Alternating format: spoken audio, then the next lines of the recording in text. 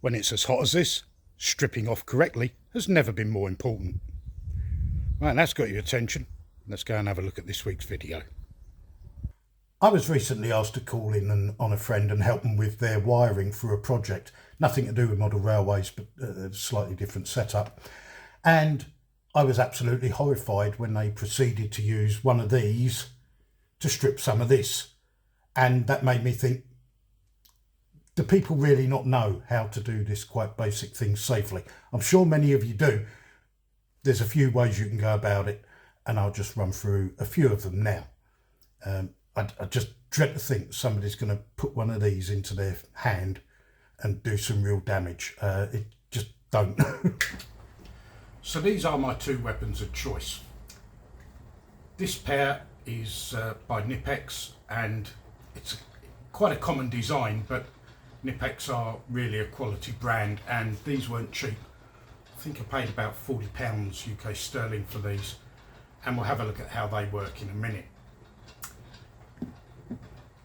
The other pair, actually, I've had a very long time, and this is a sort of an automotive tool, really, auto electrician's thing, but it's sort of become associated with scale model making and model railways, and they've got a really great feature that I'll demonstrate to you.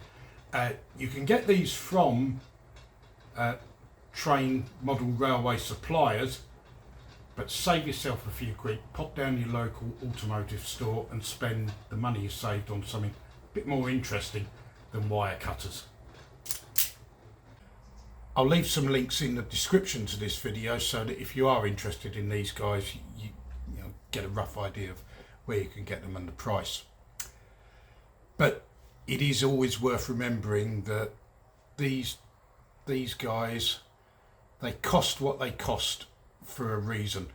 They do the job every time without question, and I've never had a problem. And if your circumstances might be now that you're only operating a small model railway, but those circumstances might change. You might be converting from DC to DCC, for example, such as I'm going to be doing with the monster up in the loft, and you need kit that's going to work if your project or future projects are likely to be on that scale. So the cheaper ones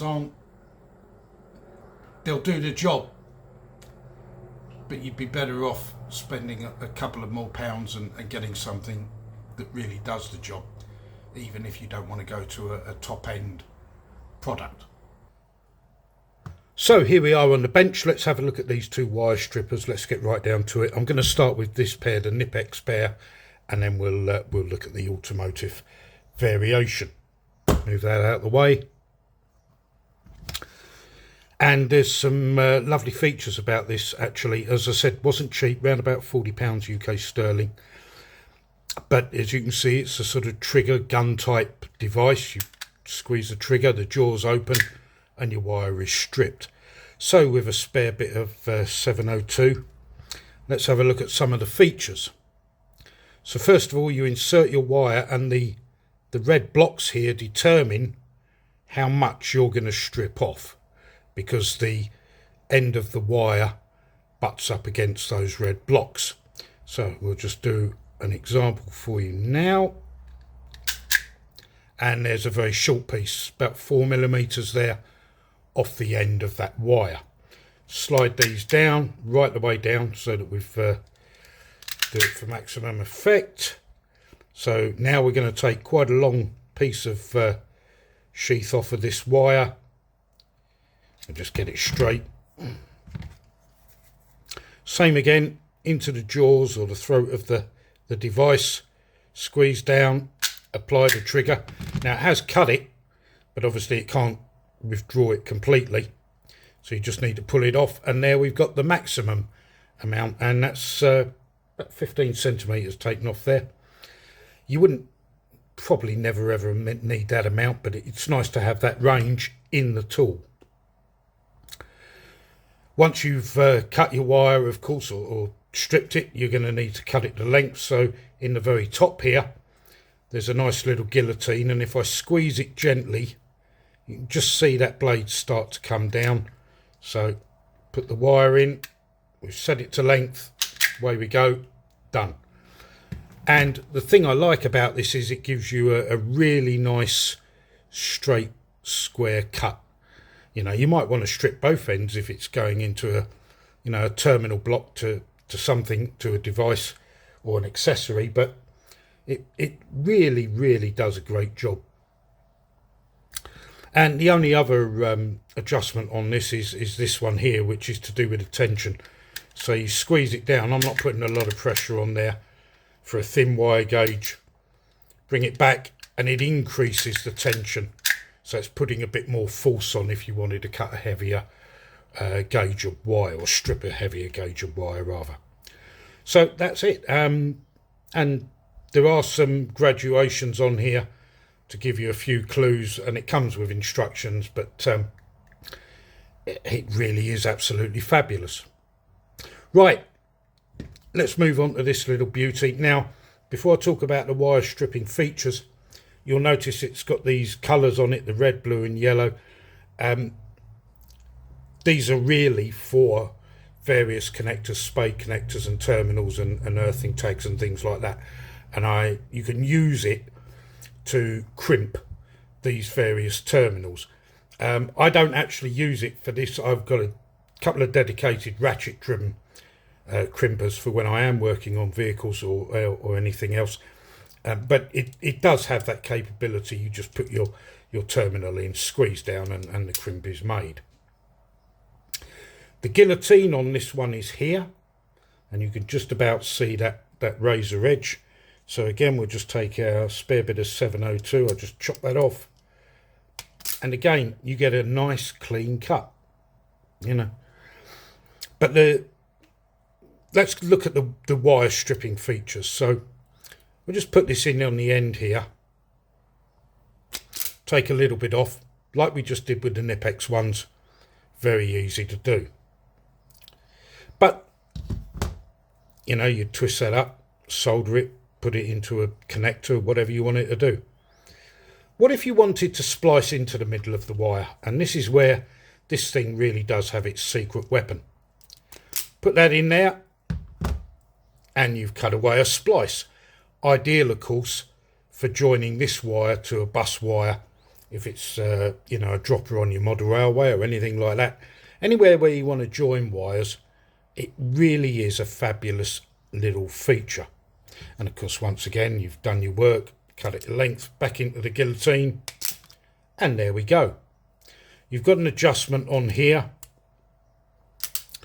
just for various gauges and stuff like that, but it's absolutely fabulous. And as I said in the introduction, you know, you can buy these from dedicated model railroad suppliers, and there'll be a fair penny. Or you can pop down to your automotive store, buy exactly the same product. I think these ones were Laser branded. Laser Tools is a not exactly a budget, but a you know, an affordable range here in the UK for automotive tools and products. And I think that's the branding that was on these. And I saved myself around 45% of the cost over buying it from a dedicated model supplier.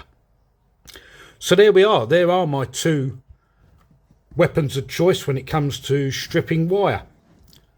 One top end, well, relatively top end, one a bit cheaper. They're all a lot safer than using one of these, as I said in the introduction. I mean, to try to strip wire with this is just fraught with danger on every level. You'll never ever get a decent strip.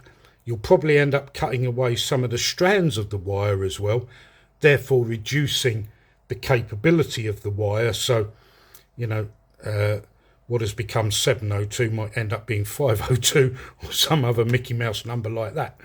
But there we are. Pay your money, take your choice, but stay away. This is not a wire stripper. This is not a wire stripper. Now, obviously, if you're, run a small diorama, model railway, whatever it is, you're not going to want to spend a vast amount of money on wire cutters and strippers. And I'm just going to flash a couple of cheaper alternatives on the screen now than these two products that I've just shown you.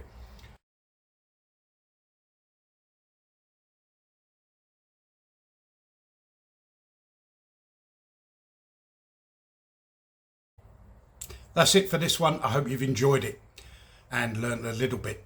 Remember, above all, when it comes to wire stripping and cutting, a craft knife really is not the way to go.